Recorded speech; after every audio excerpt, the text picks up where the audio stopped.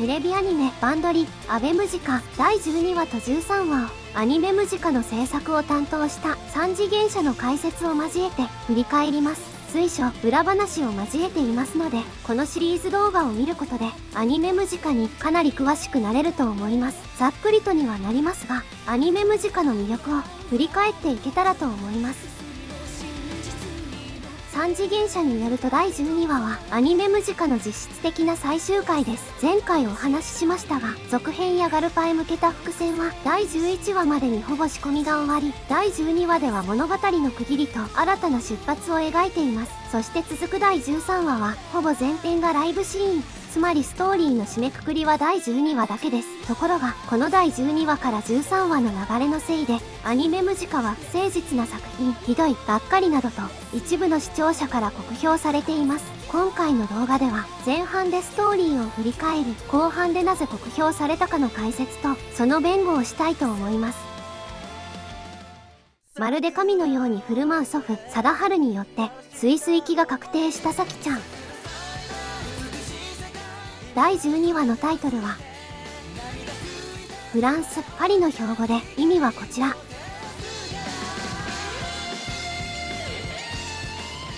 貞治によりマナを初音とばらされた後、ウイカちゃんはムジカの前から姿を消していました。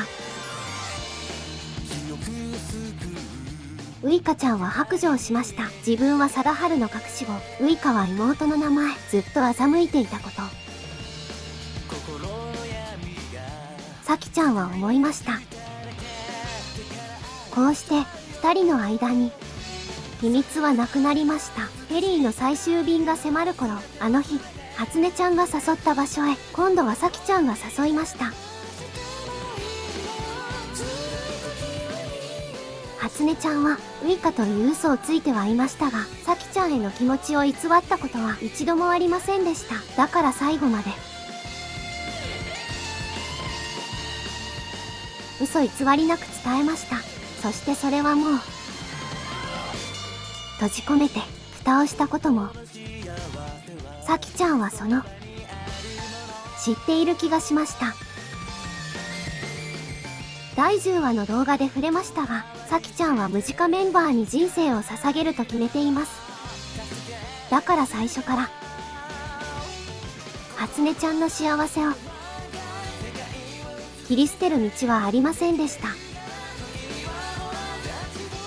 咲ちゃんはスキル、忘却の共犯者を発動。嘘をついていた罪悪感と自己嫌悪の心に支配されたウイカちゃんに、スキル、私怒ってるんですのを発動。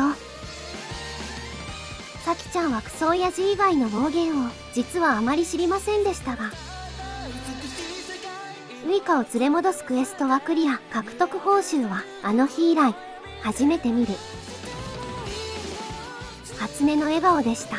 咲ちゃんはそのまま貞治と戸川家と決別、ウイカちゃんと同棲を再開。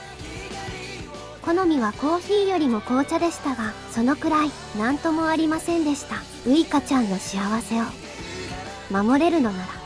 さて今回の動画の趣旨は、アニメムジカはなぜ酷評されたのか、その解説と弁護です。否定的な意見は4つに分かれます。残りのストーリーを振り返りつつ順にお話しします。まず1つ目、謎や秘密が解明されないまま終わる。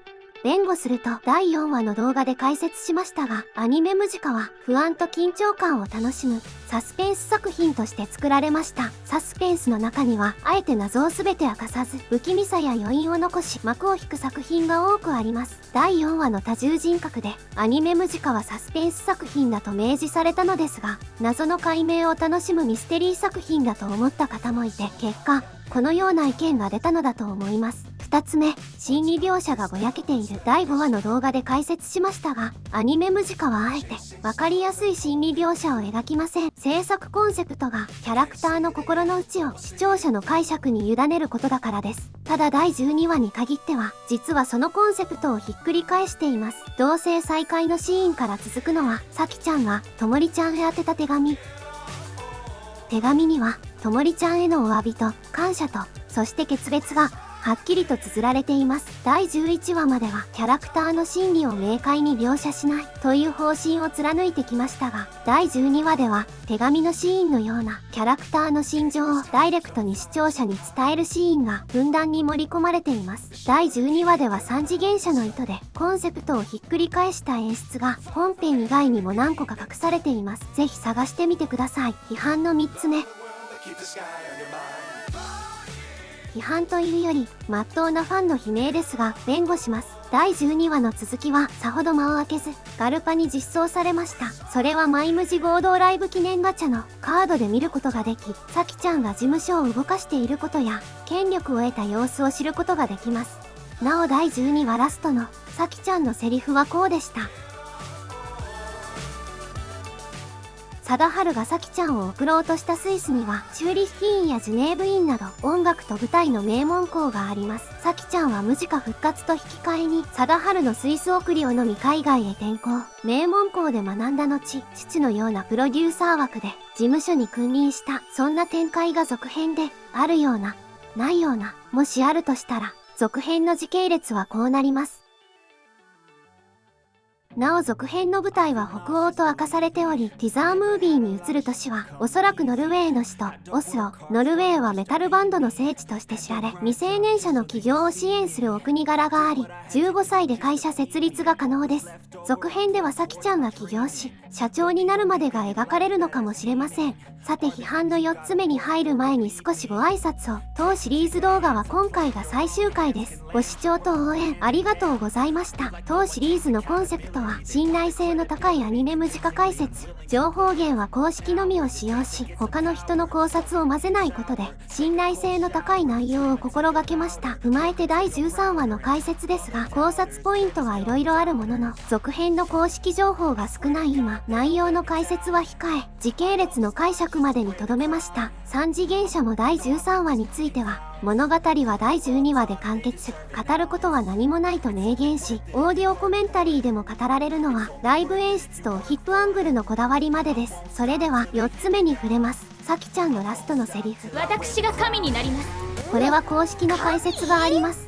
メタルは神の否定から始まる音楽でもあるのでみたいな。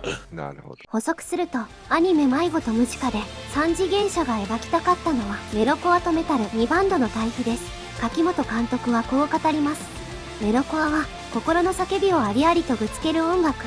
メタルは心の叫びを表に出さず隠し通し、世界観を貫くことに粋のある音楽。だからアニメムジカは謎も秘密も心の内も覆い隠す作品。